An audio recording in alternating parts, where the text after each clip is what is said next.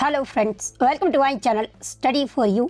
सो guys, जैसा कि आज जो आपका एसएससी जीडी का 10 फरवरी के थर्ड शिफ्ट का एग्ज़ाम हो गया है दोस्तों, जिसका जो है मैं आपको बिल्कुल 100% एक्यूरेट आंसर के साथ जो है इस वीडियो में बताऊंगा। तो देख लेते हैं कि किस प्रकार के जो है आज आपके 10 फरवरी के थर्ड शिफ्ट के एग्ज़ाम में जो है प्रश्न पूछे गए हैं। उससे पहले एक बात और दोस्तों, कि जिन्होंने भी अगर चैनल को सब्सक्राइब नहीं किया है तो एसएससी जीडी एग्ज़ाम से रिलेटेड पर्पल की अपडेट के लिए जो है चैनल को सब्सक्राइब ज़रूर कर दीजिएगा।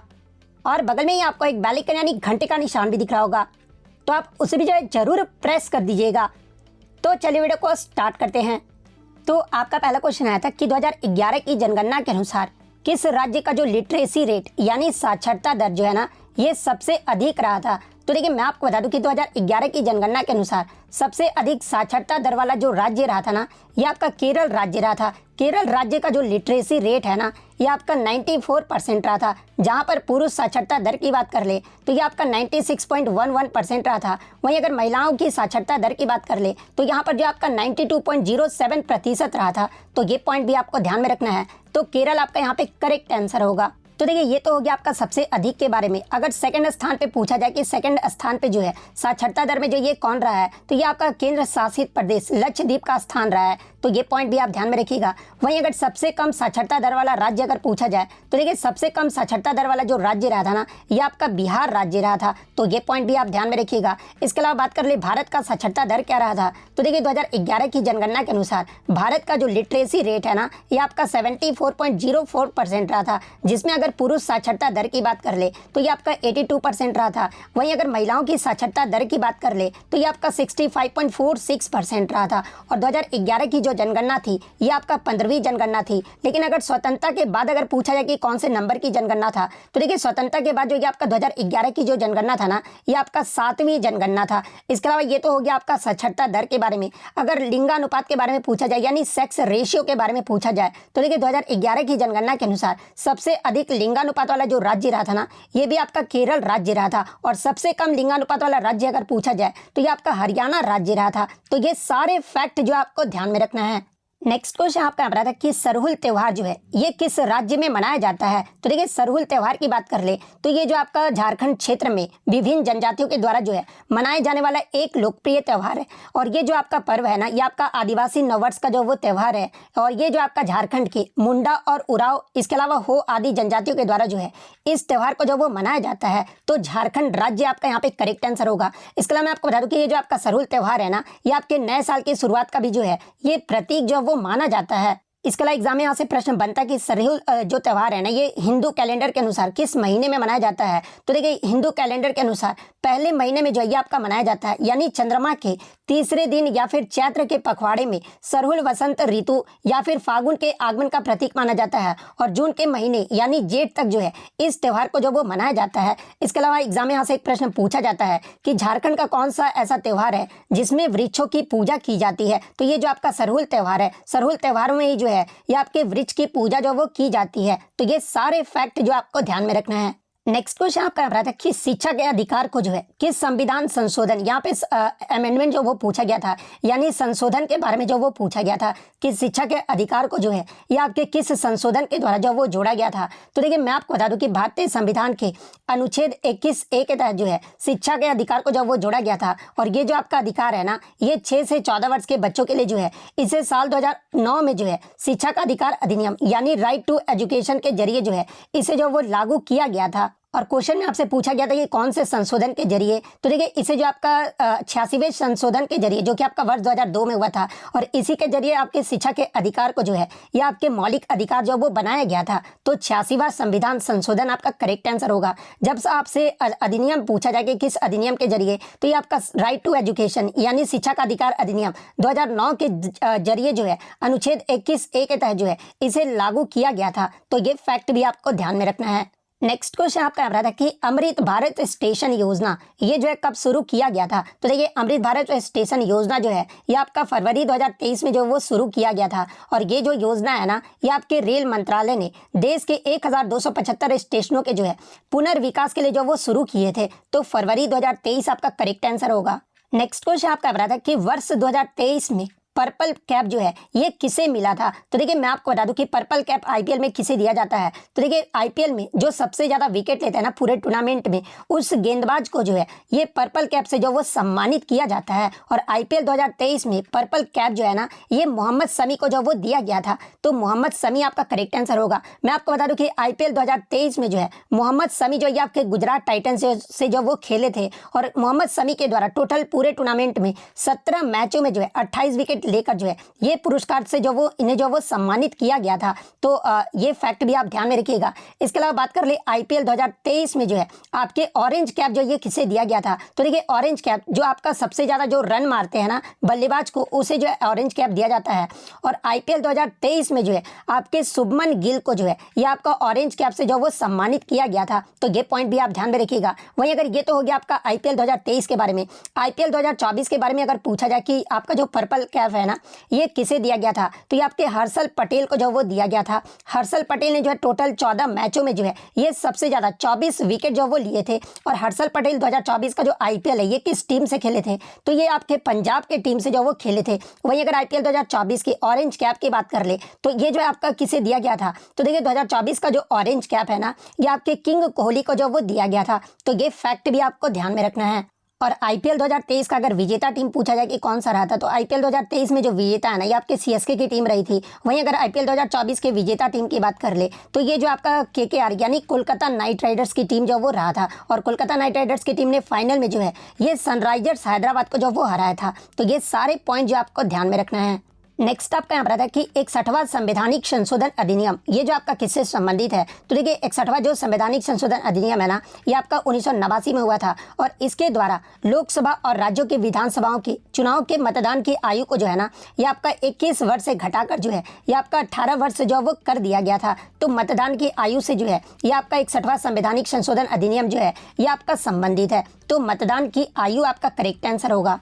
एक क्वेश्चन जो आपका किसी पद्मश्री पुरस्कार से सम्मानित कथक नृत्य से जुड़े कलाकार का नाम दिया गया था। तो देखिए मैं आपको बता दूं कि सितारा देवी, डॉक्टर पुरुषोत्तम दधीच ये जो आपके पद्मश्री से सम्मानित किया गया इन्हें, और ये जो आपके कथक नृत्य से संबंधित है।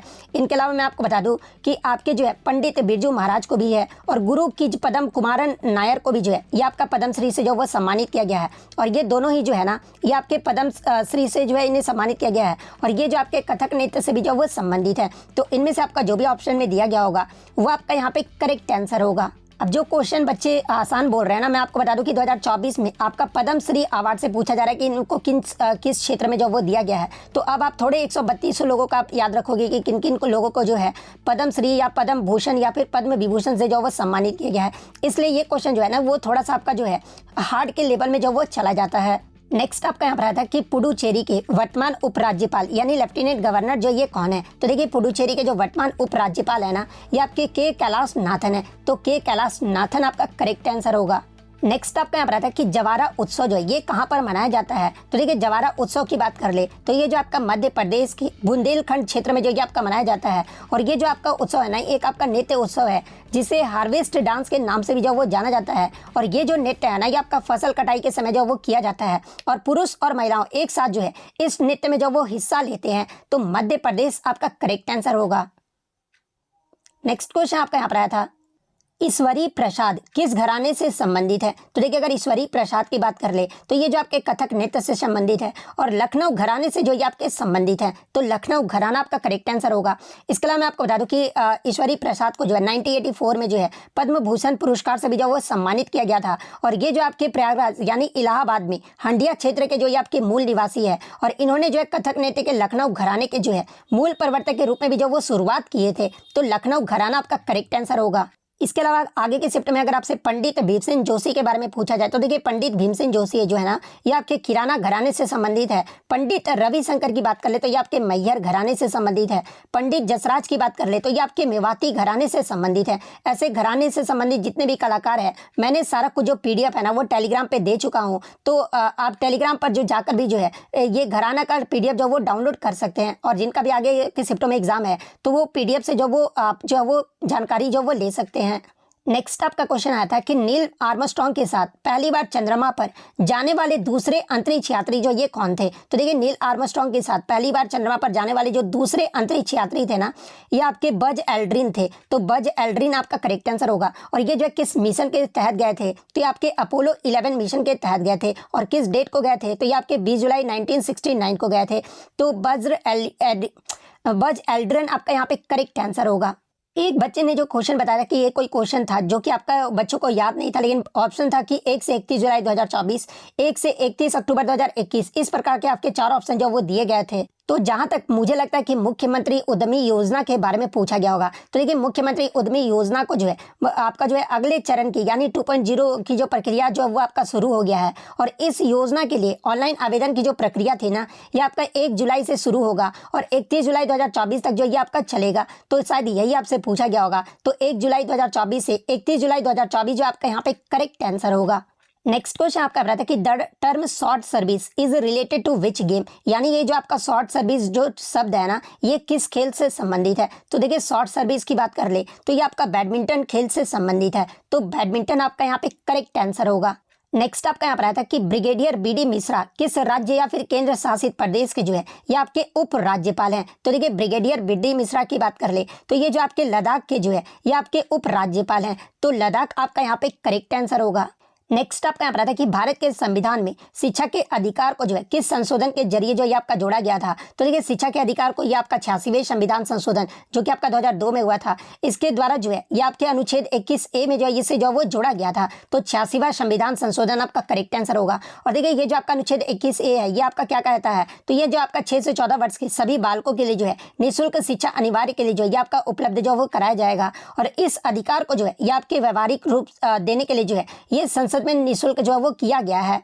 नेक्स्ट आपका यहाँ पर था कि the period of time around 12,000 years ago is called, यानी 12,000 ईयर्स के टाइम के अराउंड जो आपका पीरियड था ना, इसे क्या कहा जाता है। तो इसे जो आपका नियोलिथिक एरा जो है वो कहा जाता है। और नियोलिथिक एरा को ही जो है ये आपका न्यू स्टोन एज के नाम से भी जो वो जाना जाता है। तो नियोलिथिक एरा आपका यहाँ पे करेक्ट आंसर होगा।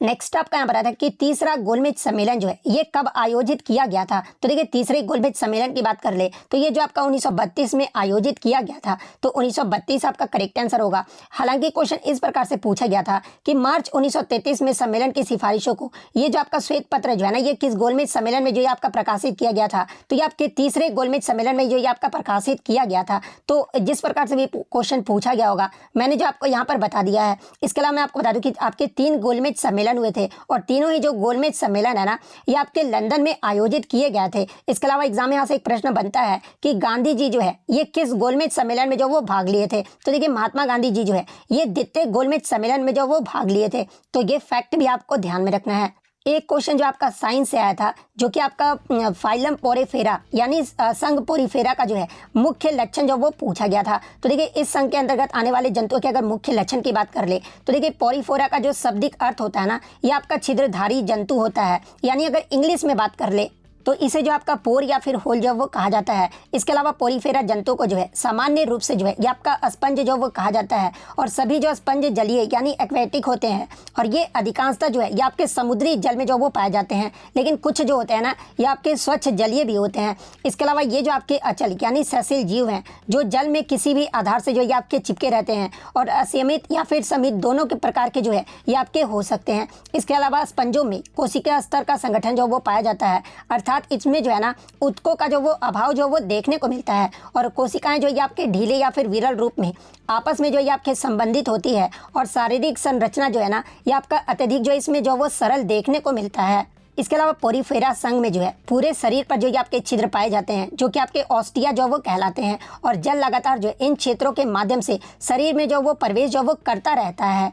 इसके अलावा इन छिद्रों के साथ जो है जल के साथ ऑक्सीजन और भोज्य पदार्थ शरीर में जो ये आपके परिवहित होते रहते हैं। और शरीर कंटकों यानी स्पीक्यूल्स से के बने जो बाह्य आवरण या फिर बाह्य कंकाल से जो है ये आपके जो वो ढके रहते हैं। और इसमें जो आपका प्रजनन होता है ना ये आपका अलैंगिक प्राय यानी आपका जेम्यूल या फिर आंतरिक कलिका निर्माण द्वारा जो है ये लैंगिक प्रकार के जो ये आपके जनन जो वो करते हैं। और पेरिफेरा संघ के अगर उदाहरण की मैं बात कर लूँ तो इसमें आपके ल्यूकोसोलोनिया, इसके अलावा यूप्लेक्टिला यानी वीनस की फूलों की डालियाँ, इसके अलावा यूस्पंजिया और साइकिनिक, ये सभी जो है ना आपके पॉलीफेरा संघ के उदाहरण हैं। तो इनमें से आपका जो भी ऑप्शन में दिया गया होगा वो आपका यहाँ पे करेक्ट आंसर होगा।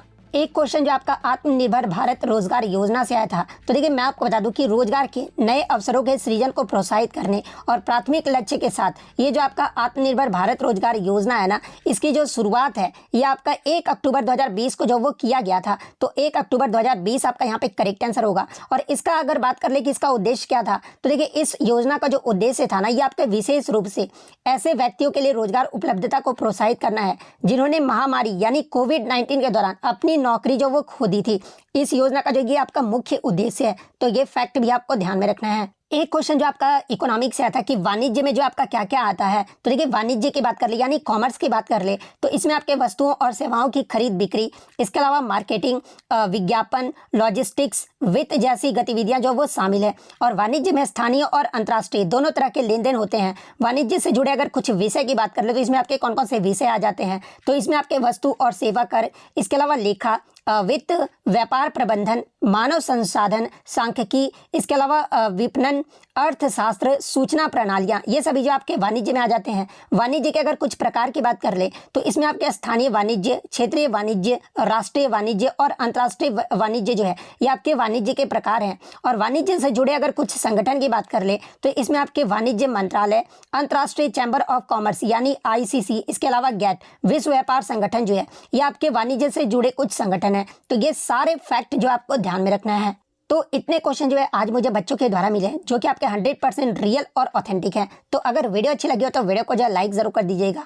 और इसी तरह SSC के कोई भी एग्जाम होता है उसका रियल एनालिसिस पाने के लिए जो है चैनल को सब्सक्राइब जरूर कर दीजिएगा। तो मिलते हैं नेक्स्ट वीडियो में, तब तक thank you, all the best.